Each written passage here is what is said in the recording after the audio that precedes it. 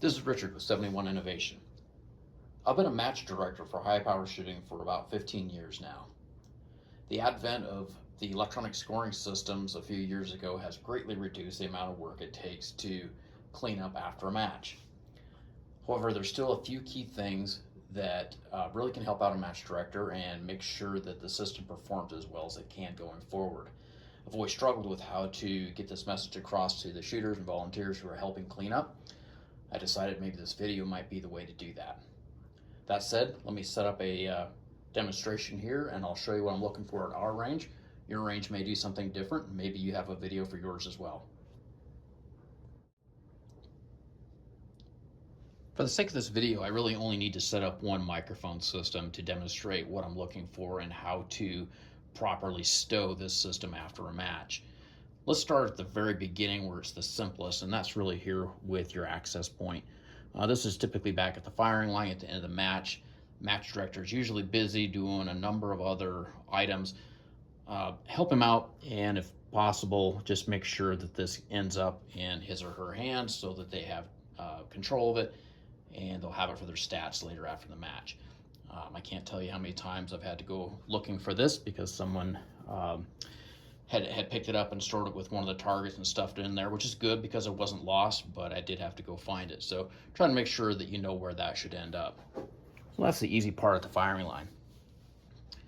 Down at the targets, really the first place to start for us is we match our systems to target frames. So we always have target 1, and that matches up with a box here. So box number 1 for target number 1. And that's the very first place to start in this thing. Generally speaking, the first step I ask people to do is make sure they turn off this. Just one press of the button will turn off the sensor hub. And from there, you can begin disconnecting the cables from the sensor hub.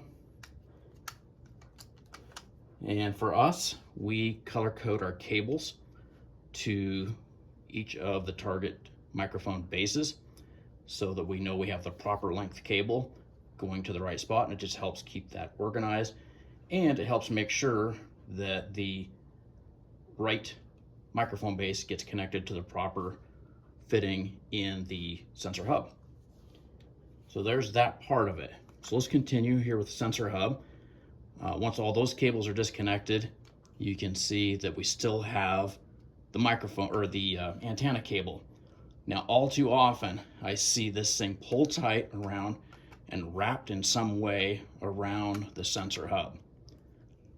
This does not have a very good strain relief on it, and I've broken a number of those. So please always unthread the antenna and separate that. And I like to just roll it up in a simple loop, not too tight. Again, you're looking to avoid sharp bends. That's what damages these connection points. And then you can just put this back into the box. I really do like the box that comes with the ShotMarker kits. There's a spot for everything you need in there, and it becomes obvious when something's missing, so that it doesn't get put away with the wrong number of microphones or cables in it. Okay. There we go with the antenna. Let's finish this out. We just leave these brackets on here to protect them. You can pop them out if you so choose, but for us, I ask that we keep them together. And again, they just slip down into a pocket. Okay, that brings us to the microphone base itself. We do use these cable connectors to hang these, but if your system doesn't have that, then you just skip that step. Really it is, so this is just representing the target. You separate the magnetic base away, slide the cable hanger off the back, and disconnect. Now again, really common to see this left plugged in and then twisted really tightly around the tower. I really don't like to do that. It bends the cable too sharp. It puts a lot of stress on the cable itself and on the connector. So pull off the hanger, separate the microphone, and from there, this is already partly done, you can just loop up the cable, and it doesn't have to be in a really tight loop. From there, Microphone goes in. Slide the cable in. Fit everything in the box, and you're all set.